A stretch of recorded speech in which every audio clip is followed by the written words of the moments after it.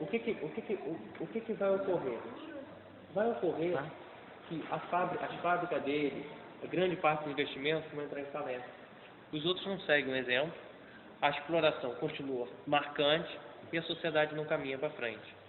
Portanto, esse tipo de sociedade pautada em que bons exemplos, em que basta termos uma boa iniciativa que os outros seguirão, tentar conquistar as pessoas pelos corações e pelas mentes, seria suficiente, acabou se provando apenas sonho, apenas utopia. Quem disse que eles eram socialistas utópicos não eram eles mesmos. Quem chamou eles de socialistas utópicos foram dois camaradas, um chamado Karl Marx e o outro Friedrich Engels. Quem eram Marx e Engels? Marx e Engels foram duas pessoas que em 1848 tinham formulado o chamado Manifesto Comunista. O que seria o Manifesto Comunista? Foi, na verdade, o próprio nome diz, era um manifesto, né? Um panfleto, diria-se assim, né? Em que eles criticavam não só a sociedade capitalista, como apontavam como saída para que essa sociedade mudasse, não apenas a utopia daqueles socialistas que eles chamavam de utópicos, de imaginar que basta ter bons exemplos para que os outros sigam, mas que a sociedade é marcada por uma divisão de classes, em que tem de um lado a classe burguesa e do outro lado qual outra classe? Você tem de um lado a classe burguesa e do outro lado a classe proletária ou operária. Quando a gente fala isso, hoje só um minuto, hoje em dia, está me cortando o pensamento. Hoje em dia é comum. Vai, seu avô. Hoje em dia é difícil a gente identificar. Moleque viajando.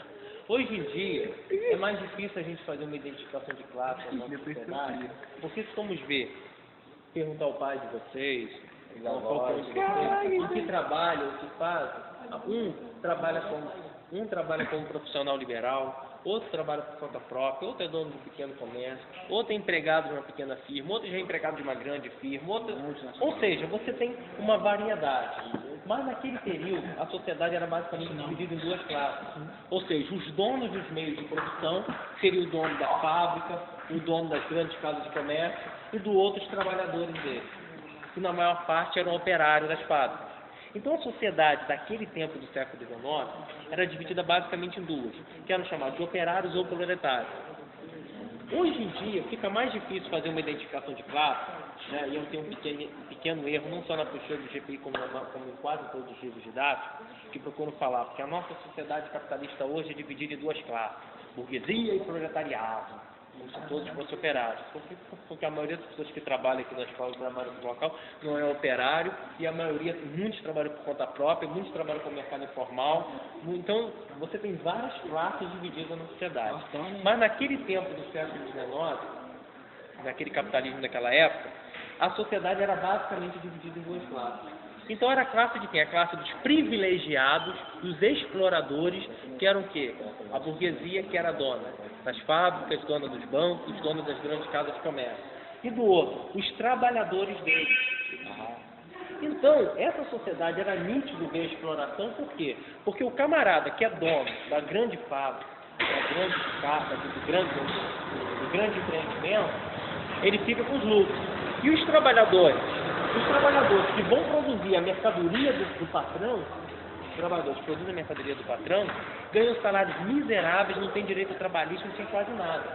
Então você via nitidamente uma desigualdade e uma exploração. Quem é o explorador? Esse capitalista, o dono desse capital, desse empreendimento. Quem é o explorado? Esse trabalhador.